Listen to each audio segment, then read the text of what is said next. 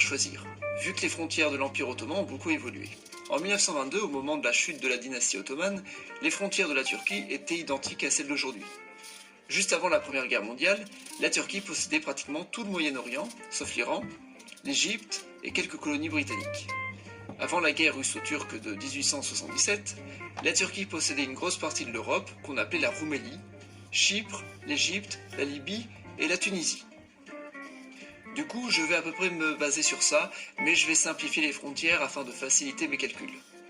Je vais donc intégrer à la Turquie les pays suivants: Tunisie, Libye, Égypte, Palestine, Israël, Jordanie, Liban, Syrie, Irak, Bulgarie, Macédoine, Albanie, Kosovo, Bosnie, Serbie, Monténégro et Chypre. Je ne vais pas mettre la Grèce ni la Roumanie.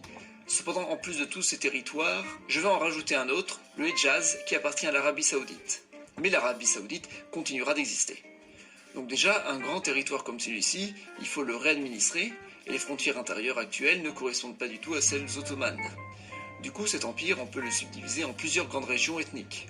Tout d'abord la Roumélie, qui concerne les territoires européens, la régence de Tunis, qui équivaut à la Tunisie, la régence de Tripoli, qui équivaut à la Libye actuelle, l'Égypte, le Sinaï, le Hedjaz, la Palestine, qui englobe Israël, Chypre, la Syrie, qui englobe le Liban, la Mésopotamie, qui correspond à peu près à l'Irak, le Kurdistan, et bien sûr l'Anatolie, qui correspond à la métropole. Dans ce scénario, la Turquie reste une république avec pour capitale Ankara. Il n'y a donc rien d'ottoman. Alors voyons les chiffres. La superficie de la Turquie passerait de 780 000 km² à 5,2 millions de km². La Turquie deviendrait le 7e pays le plus grand au monde, loin derrière l'Australie et devant l'Inde. La Turquie aurait le seul territoire continu à être situé sur 3 continents, l'Europe, l'Asie et l'Afrique. Si on ne prend que la Turquie européenne, elle serait loin d'être un grand territoire. Sa superficie serait à peine plus grande que celle de la Pologne. Si on ne considère que la Turquie africaine, avec 2,9 millions de km², ce serait le plus grand territoire de l'Afrique, devant l'Algérie. La population de la Turquie passerait de 80 millions d'habitants à plus de 300 millions d'habitants. Il serait le 4e pays le plus peuplé au monde, juste derrière les États-Unis et devant l'Indonésie. Un seul pays aura perdu en territoire, c'est l'Arabie Saoudite. Ce pays passera d'une superficie de 2,15 millions de km² à 1,75 millions de km² et d'une population de 30 millions d'habitants à 20 millions d'habitants. Elle perdrait presque 20% de son territoire, mais surtout un tiers de ses habitants. Cependant, elle ne perdrait pas ses réserves pétrolières car situées de l'autre côté. En parlant de pétrole, grâce à l'Irak, l'Égypte et la Libye, la Turquie deviendrait un grand producteur de pétrole. Très certainement le 4e producteur mondial, derrière l'Arabie Saoudite, la Russie et les États-Unis.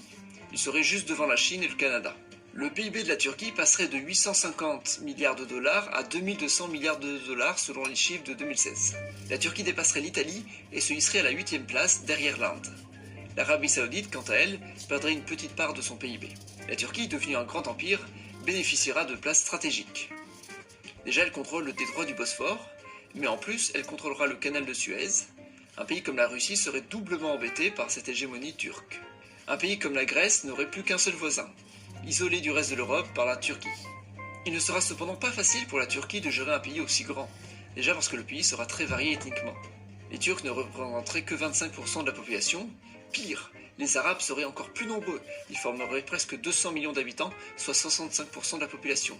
En fait, la Turquie deviendrait un pays majoritairement arabe, et il serait le plus grand pays arabe au monde, loin devant l'Algérie qui est 2e. Si la Turquie reste une république, tout le monde pourra voter, et il est probable que ce soit des Arabes qui finissent par prendre le pouvoir. En fait, à l'époque de l'Empire ottoman, le pays était une dictature. Le pouvoir était turc, et des Turcs étaient envoyés dans les différents territoires qui étaient considérés comme des colonies. Aujourd'hui, avec le peu de Turcs et la majorité arabe, il sera difficile de turquiser les territoires. Le principal problème sera l'Égypte, pays le plus peuplé avec la ville la plus peuplée. Heureusement, le plus gros du PIB sera en Anatolie. D'ailleurs, les plus grandes villes du pays seront les suivantes: Le Caire, Istanbul, Bagdad, Alexandrie et Ankara. Ankara étant l'actuelle capitale de la Turquie. À l'époque de l'Empire ottoman, c'était Istanbul. La principale religion du pays est l'islam, bien que ce soit un pays laïque.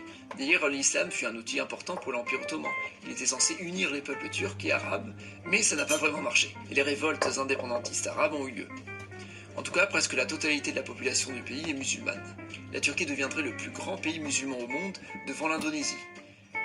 Elle aurait aussi le prestige de détenir les 3 villes saintes de l'islam, la Mecque, Médine et Jérusalem. Elle serait aussi le pays qui compte le plus de juifs grâce à Israël. Bon, maintenant regardons un peu le monde diplomatique. Déjà, le nombre de pays reconnus par l'ONU baisserait. Il passe de 197 à 181. Ensuite, il est probable que la Turquie quitte l'OTAN, le pays étant assez influent pour créer sa propre organisation militaire. Elle pourrait par exemple s'unir avec d'autres pays turcs ou même les autres pays musulmans sunnites. En fait, la Turquie pourrait avoir une influence considérable dans le monde. Cependant, elle entretiendrait de grandes rivalités avec d'autres pays. Il y aurait une rivalité entre la Turquie et la Russie, comme au bon vieux temps. Ces deux pays se sont fait souvent la guerre. Il y aurait une rivalité entre la Turquie et l'Arabie Saoudite, mais surtout pour le pétrole plus que pour l'islam. L'Arabie Saoudite perdra beaucoup de prestige dans le monde musulman car elle ne détiendra plus la Mecque. La Turquie pourrait prendre la place de l'Arabie Saoudite dans sa rivalité avec l'Iran, au sujet du sunnisme et du chiisme. Cette fusion de pays pourra permettre à la Turquie de terminer ce qu'elle n'avait pas eu le temps de finir. Un de ses objectifs était par exemple de construire de grandes lignes de chemin de fer entre tous les pays. Aujourd'hui, avec l'aviation, elle pourrait se créer un grand réseau aérien avec Istanbul comme plateforme de correspondance ou même l'aéroport de Jeddah. Évidemment, il y aura quelques conflits à gérer, les guerres civiles dans le Moyen-Orient. En fait, ces guerres sont